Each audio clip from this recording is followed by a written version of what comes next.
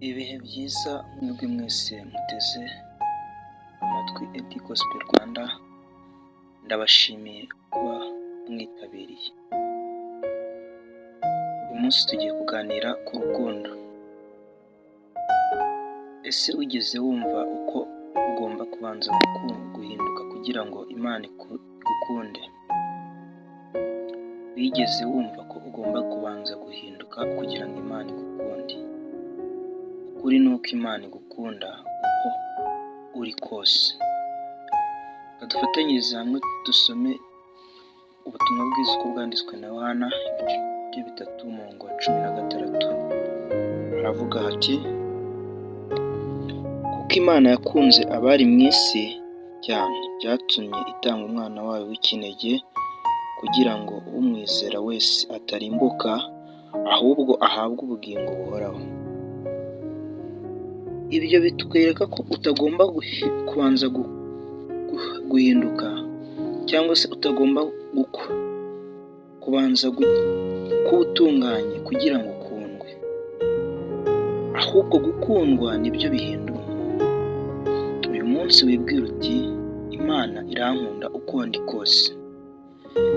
Nubwo uri mu bintu bikugerageza, uburwayi burakugerageza, ariko uyu munsi wibwira uti Imana irankunda uko ndi kose.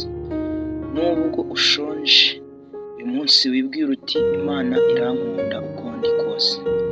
Nubwo rwose uri mu kigeragezo cy'amadeni, minerivare abana barabirukana ku ishuri, ariko ndagira ngo nkubwire ngo uyu munsi wibwira uti Imana irankunda.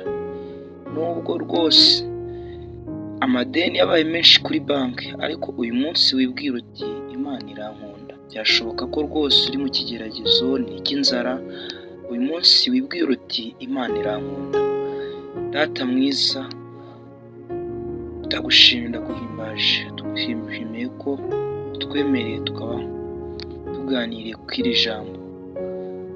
Ndagusabye Mwami mwiza ngo aba bene data babashe kumvira ijambo. Mwami, niwongerere imbaraga uyu munsi, niwongere ubasure kugira ngo biyumvemo ineza, biyumve ko ubakunda kandi ubakunze kera, kuva kera kugeza na n'ubu. Uyu munsi ubaha imbaraga zo kwiyumva ko ubakunda nubwo bari mu bigeragezo bitandukanye. Uko niko mbisabye nizeye mu izina rya Yesu Kristo. Amen.